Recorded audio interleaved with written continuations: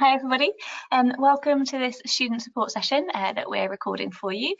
My name's Amber. I work at the University of Cambridge at Pembroke College, and I'll be doing some of this session, but I'll hand over to Tom to do the first bit. And hi everybody, my name's Tom. So I'm one of the members of staff in undergraduate admissions and outreach at University of Oxford. And yeah, as Amber said, we're going to be doing student support today. So kicking off. At Oxford and Cambridge, your colleges will offer a range of support to you throughout the year for you to use at any time.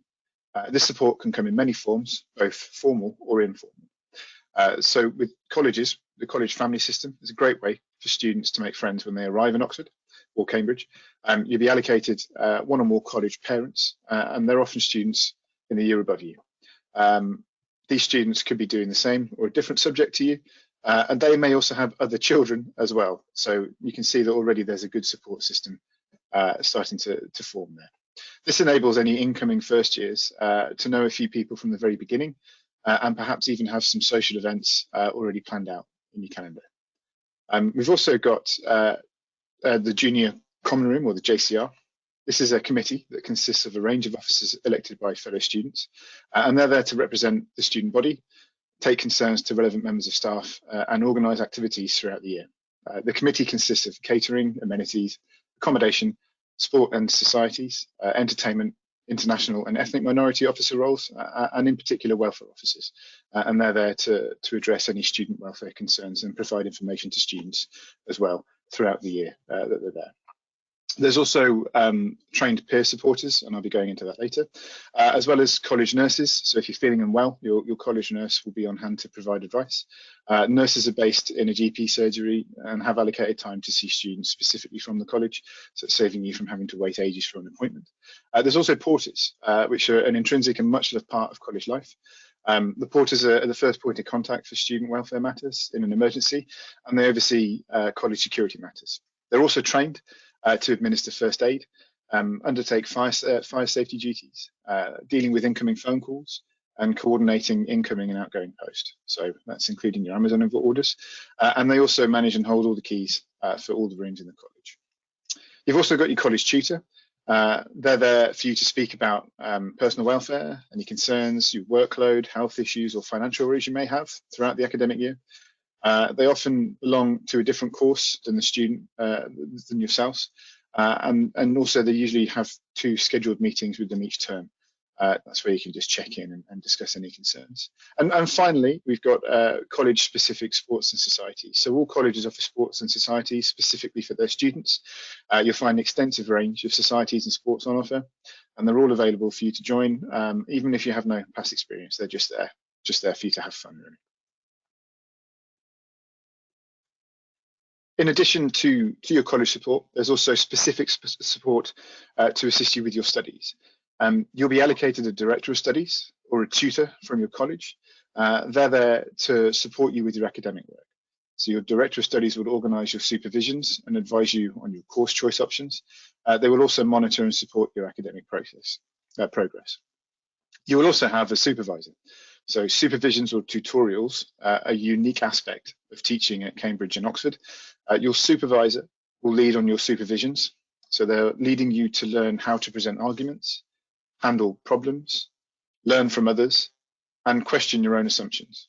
They will set your work to help you enhance your academic understanding and learn lifelong skills. There are also faculty representatives. So faculty reps are current students who play an important role in student representation at Cambridge and represent students' views to the university. To ensure the university takes student needs and concerns into account in all its decision-making processes, reps sit on a range of committees at all levels at the university.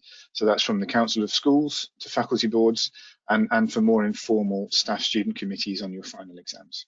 Essentially, faculty reps are there to support you with academic issues within your course or faculty. Both universities also have university counselling services, and they offer a large section of self-help information on their websites. However, should you feel you would like to speak to someone about your concerns and any concerns you have throughout the year, the university counselling service is open to all undergraduates to engage with. The service consists of accredited counsellors for you to speak to, or alternatively, If you're in crisis or experiencing moderate to severe mental health difficulties, the mental health advisors are on hand to support you as well. Counselling is offered via a range of mediums, individual and group counselling, and some counselling may even be based in your college. The counselling service runs weekly workshops on specific topics throughout the year on a short-term and long-term basis, as well as providing mindfulness skills workshop too. So there are many different opportunities for you to engage with the counselling services when you're here. We also have the Disability Resource Centre at Cambridge, or the Disability Advisory Service, which is DAS at Oxford.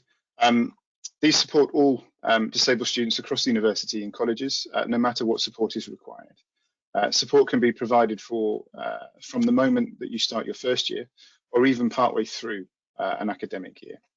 Each student who discloses a disability will be allocated a disability advisor. For anything academic related, the disability advisor will be someone based in your department. For everything else, a disability advisor from your college will be allocated. The support offered will vary depending on the student support required. For example, support offered includes human support, so this can take many forms, but examples include note-taking, mentoring, proofreading and library assistance, specialist one-to-one study skill support, and if required, the Disability Resource Centre also offer assistive technology free of charge and other equipment, such as recoding advices, and which can be loaned to students to borrow or try out. Students can also apply for exam access arrangements, including extra time, use of a word processor, a separate room to sit the exam in, or a scribe, depending on your requirements. And there's even a disability-related fund to help support students who may incur costs because of their disability that isn't covered elsewhere. Not all students arrive at university knowing they have a specific learning difficulty. For some, it's discovered partway through their time at university. In these situations, the service or the centre are here to step in and help current students. They're able to do a preliminary assessment of the difficulty and refer students then on to someone able to then make a full assessment of their needs and give them the support they need. There are also some student-led programs available at both institutions too that offer some more counselling type support or mental health support. So at Cambridge we have the peer-to-peer scheme. It's a student-run program offering confidential informal support to undergraduates, graduates and postdocs in Cambridge. Students play an essential role in supporting and encouraging one another on a day-to-day basis, and this program has been developed in recognition of that. The peer-to-peer supporters are students from participating colleges. They've been fully trained and receive ongoing regular supervision to ensure the continual development of their skills. Supporters are available to chat with you about anything weighing on your mind, and no problem really is too big or too small for them. There's also Nightline. This is a confidential nighttime support service for Cambridge and Anglia Ruskin universities, as well as Oxford University and Oxford Brookes. So Nightline, which is formerly Linkline, is a listening service run by students for students. Nightline volunteers are available from 7 p.m. until 7 a.m. during every full term. Nightline is affiliated with National Nightline Association. This independence allows them to provide confidential, anonymous, non-judgmental and non-directive support and information to their students. They are a listening rather than an advice service and will help students to talk things through.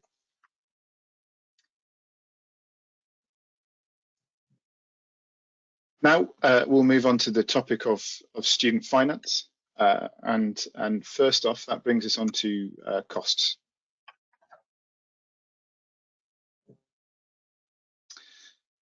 So as you can see here, we've got the two main topics: tuition fees for students qualifying for home fee status and studying their first undergraduate degree is currently £9,250 per term. Per year. The UK government has not yet confirmed tuition fees for home students for the next year. However, you should probably plan for these tuition fees to increase in line with inflation each year. But you can always refer to government or university websites for updates, and we advise you to do that to keep a check on things on a regular basis. Tuition fees may differ for students taking second undergraduate degrees, and for students from the Channel Islands or the Isle of Man should check with individual universities regarding their classification, so home or overseas as well, for tuition fee purposes, as it varies, or it could vary between institutions. And then we have maintenance costs. Obviously these will be costs outside of your tuition fees when at university, accommodation being pretty important, and as well as food, living costs, course costs, and money for socialising or activities. Cambridge has estimated that the cost for home students for the 2021 academic year will be around £9,670 per year in Cambridge. Obviously that is dependent on lifestyle, and you can allow for an increase or slight decrease depending on what your lifestyle is like, but then this may increase again with inflation each year. And for Oxford, the estimated cost for home students for the same period is between £10,215 to £14,850. Again, dependent on lifestyle as well. So it could be, a less amount, or it could be more. It really depends. And I mentioned additional course costs earlier. So in addition to tuition fees, you may also need to purchase equipment, so calculators, lab coats, or waterproofs, books, pens and paper, and maybe also have to pay for field or research trips. So they could be just a day out or a full-on residential. And the specifics of the extras are dependent on your course. So again, refer to the university or departmental websites for details, and then you can include these costs in any finance planning that you are doing. And that all sounds like a lot of money, and it is. There are many ways in which these costs can be brought down or minimalised. So I'm going to do a general overview, and then we'll take it a bit more granular. So we have bursaries, which is essentially free money. Go into that a bit later. We have college-owned accommodation. So this means shorter terms, which is cheaper, because you don't have to. We don't usually pay for accommodation outside of term time, unless, of course, you are staying there during vacation. You'll probably live in college-owned accommodation most of the time. So for Oxford, most students will be there for about 2 years, and at Cambridge, again, most students, maybe not all, are there for 3 years. There are excellent libraries, as well as IT support and equipment. This significantly reduces the need to buy books or journal subscriptions, and also there are subsidised meals and entertainment, and college meals are actually quite good value for money. And finally, there are some college awards. So this can be where you're granted money towards books or equipment, or travel, as well as achievement awards. So this could be for excellence in academia or sport or music, for example. So I'll just cut in now to briefly talk about the University of Cambridge finance. I mentioned the University of Cambridge bursary scheme, which, as it says on the slide, it's been running for quite a few years now, and it basically gives non-repayable bursaries to students who are eligible for it on a year-on-year basis, according to the household income of that student. Some elements of the scheme are being reviewed at the moment, so the eligibility criteria, for example, and how much the bursary might be worth, how much you might get each year, are currently under review. So it's a really great thing that we're really proud of having, and the best thing I can do to recommend for you guys is to keep an eye on the Cambridge Bursary website, and the link for that is on the screen there, because then that's where all of the latest information will be updated for the stuff that's relevant to you.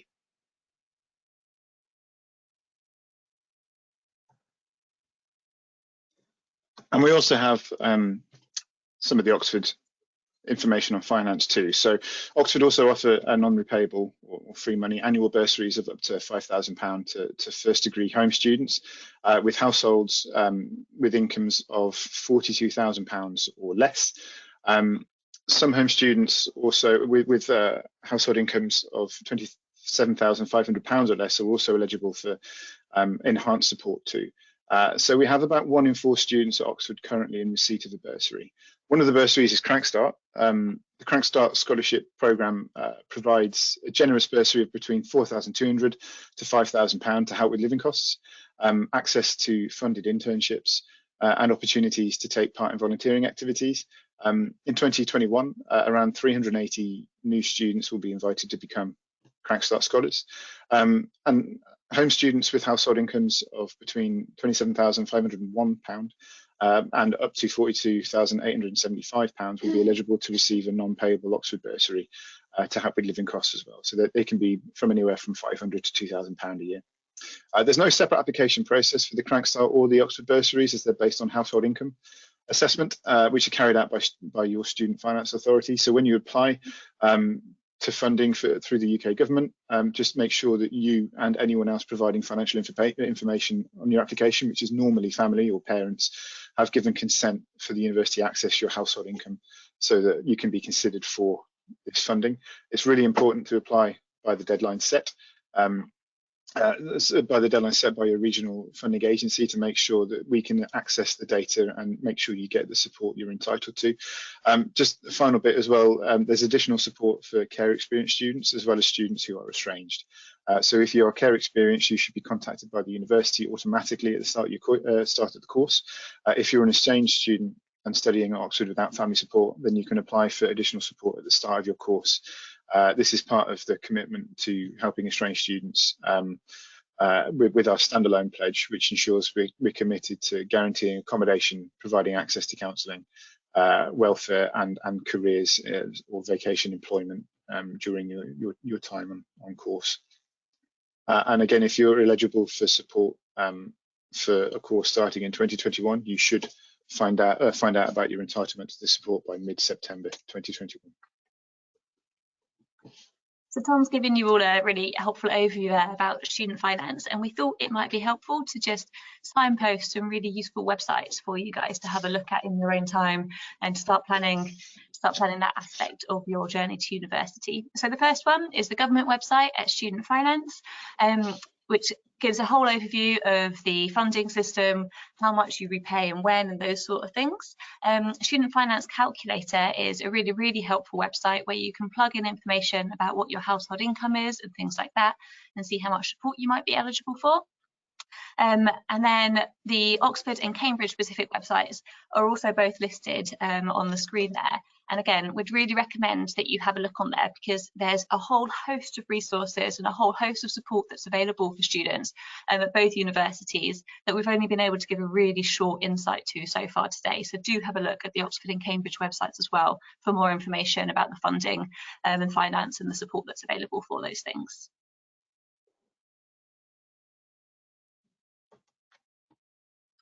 So I'm now going to talk about careers and the support that's available for you if you do come on to study at Oxford or Cambridge. And the first thing that I think I'd like to talk about are destinations of our students after they graduate. So if you guys are considering going to university, which you obviously are because you've come to, well, you're watching this session today, and you're hopefully considering Oxford or Cambridge, you might be interested in knowing where our students actually end up after they've graduated. So I thought that we'd show you a little bit of information about where our current graduates are now that they've finished with us. Now, the data on this slide is taken from the Graduate Outcomes Survey, and this data is collected 15 months after graduation. So it gives a little bit of time for students to sort of find their feet a bit after they've graduated and decide what it is that they're going to do. So as you can see, the massive blue chunk is students who are employed at the point at which they completed this survey after they've graduated. So between our two universities, 62% of students are in employment after they've graduated from us. And that covers a whole range of different employment areas, some that you expect and some that might be a little bit more surprising. So a lot of our students, for example, might be working in the medical sector, or they might be in software development, or they might be working in marketing or business, or being financial analysts or advisors, all of those sort of things. We've also got students who have finished with us and then have entered graduate programs in the prison service. We've got students who have gone into acting and theatre management. Obviously got lots of students who have gone into law firms, have gone into publishing, who work in the Foreign Office. So there's a whole host of students working in all different sectors, basically, once they've graduated from us. So you can tell from that if you do come to study at Oxford or Cambridge, your career options as a result of studying with us are quite broad and quite varied. So as I said, just under 2/3 of our students are employed by the time they take this survey. The next chunk, if you work your way around the circle, around the pie chart, is the big red triangle of further study. So just under a quarter of the students, after they graduate from their undergraduate degree, they go on to undertake further study. So that might be a philosophy doctorate or a PhD, or it might be doing a master's program or something else. So they finish their undergrad and they've decided that they want to continue with their academic career, and they're undertaking further study either at Oxford or Cambridge or at another UK-based research-led institution. Sorry. If we keep on working around, a decent proportion of students are doing something else, essentially taking a gap year after studying. So by the time you finish your degree, you might have been in education for 16 years by that point. It's perfectly reasonable if at that moment in time you decide, I want to take a year out and I want to reassess, reevaluate, and think about what it is that I want to do next. So our students might be volunteering, for example, they might be traveling, they might be taking a step back and figuring out what career it is that they want to go into, and give themselves a little bit of a break before they enter the world of work. And then the final segment there, the light blue one, are students who are unemployed at the point at which they take this survey. So between the two institutions, we stand at about 4% of our students that are unemployed at this point. And that's actually one of the lowest unemployment rates for graduates across the universities in the UK. So coming to Oxford or Cambridge really does set you up really well for the world of work afterwards, which hopefully is at least one of the reasons why you want to go to university in the first place.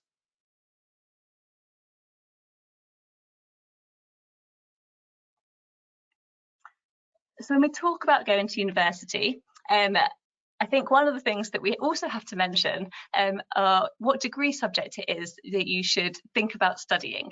Now, I'm sure that you've all got an idea already about what it is that you want to go on to study, but I thought it would be worth mentioning this and having a little bit of a think about this before you actually apply, to make sure that it is the right course for you.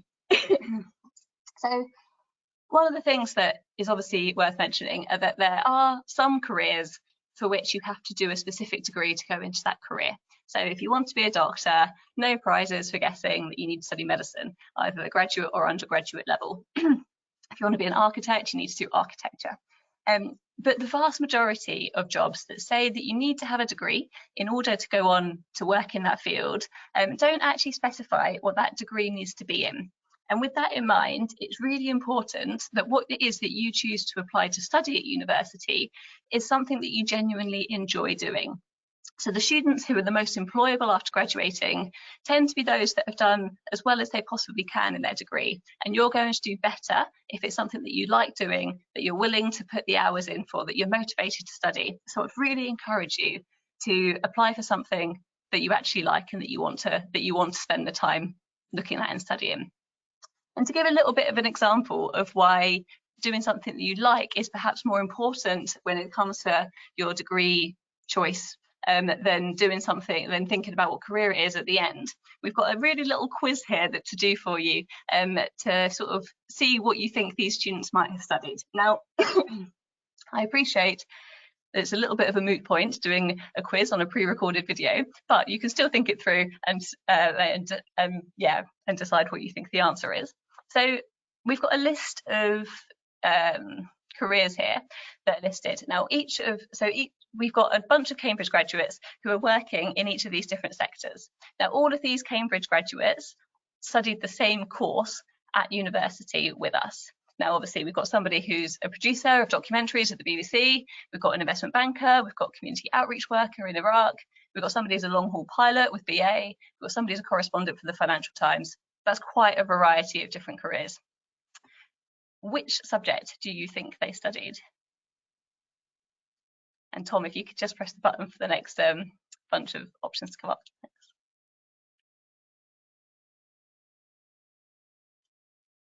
So do you reckon these people all studied economics and management, engineering, music or history? Now, I can't ask you to put your hands up, but the answer is music. And you might actually be surprised by that, because you might not necessarily think that doing a degree in music would set you up to be an investment banker. But actually, the skills that you pick up when you're studying with us as universities are really strong transferable skills that will prepare you for the world of work, whatever it is that you want to go into. So again, it's just a reminder that the degree subject that you choose should be something that you like, because you can still go into a whole range of different careers as long as you've enjoyed and done well in the subject that you studied with us.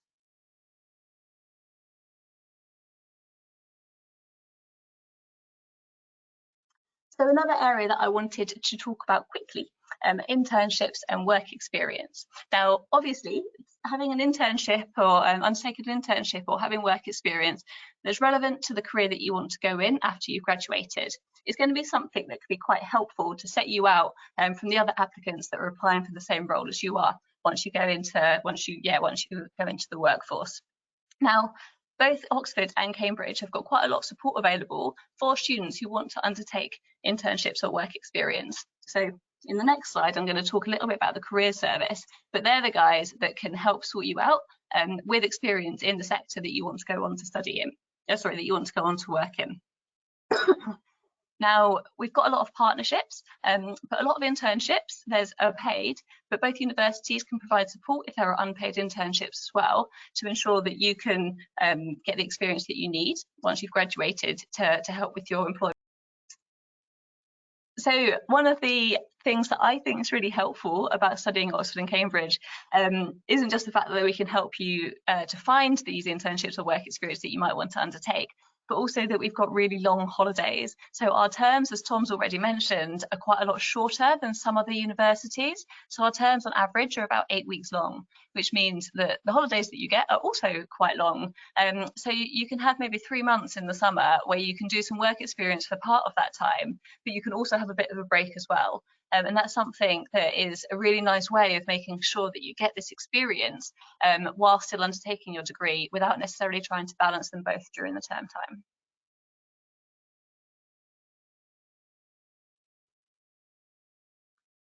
So I've mentioned career support and the career services at our universities already, but I thought it might be nice to sort of talk through the different support services that are available as you go from thinking about vaguely what sort of area it is that you want to work in to actually applying for jobs.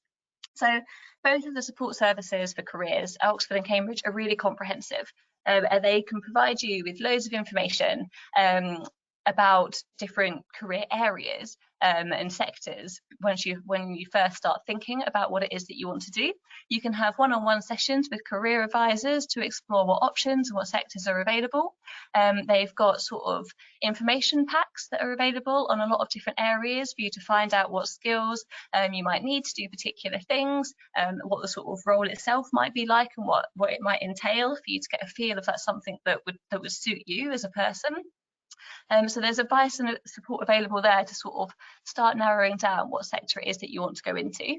But then once you have sort of got a bit of an idea about what sector or what career it is that you're interested in, then the universities have got a lot of careers fairs that they have. And they do multiple careers fairs each year where loads of different businesses and industries come and represent themselves. So you can go around and speak to people to find out a little bit more about those industries from insiders' perspectives, really. And we also have employer recruitment events where employers will come to the university and they'll speak to our students, and essentially they're interested in our students because of the skills that our students have got, which is why they come to each of our universities. And that's a really nice way of finding out a little bit more about something that you think you might be interested in. And it's also worth at this point mentioning, I think, the alumni networks that both universities have got.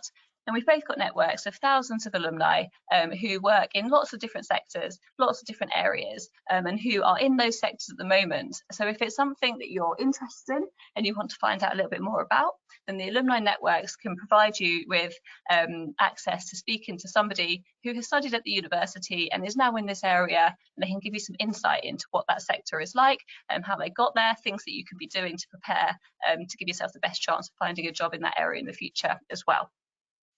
So by this point, you might have narrowed it down into what career it is that you're interested in going into.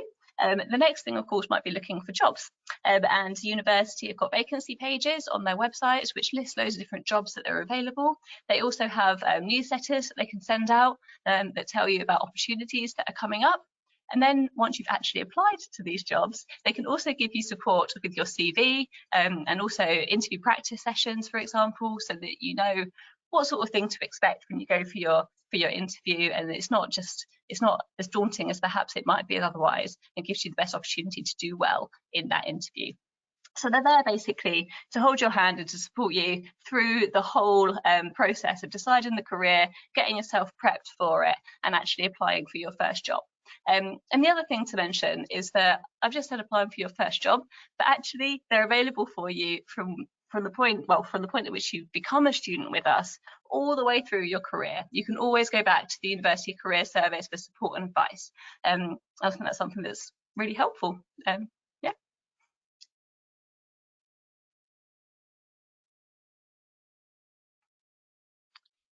So again, useful places for you guys to look for further information are our respective career services web pages. And again, they're listed on the screen there at this point. So if you just go to either of those, you can see the sort of support that's available, how they're set out, the structure of things on those pages, and start to have a little bit of a look around to see how you might benefit from it. It's also worth saying that you can start taking advantage of the support from the career service as soon as you become a student with us, but you don't have to. They're there for you whenever you feel that you're ready to start thinking about those next steps.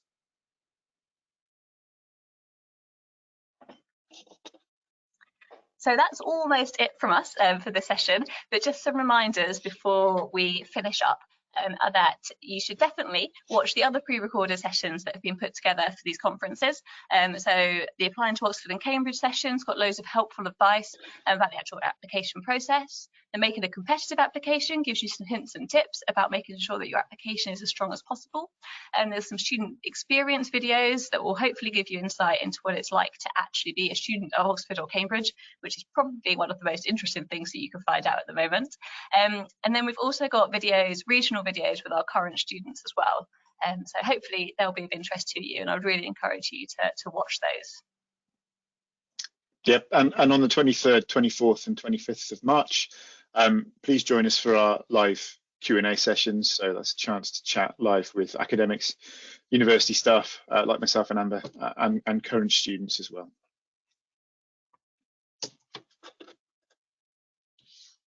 So that is pretty much it for us now, but one last thing before we go is to really encourage you to complete the evaluation survey, please.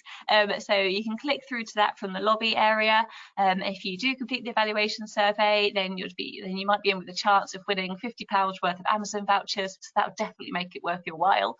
So yeah, please do make your way there and complete the evaluation. And otherwise, thank you very much for listening to us, and we hope you found it helpful. Bye.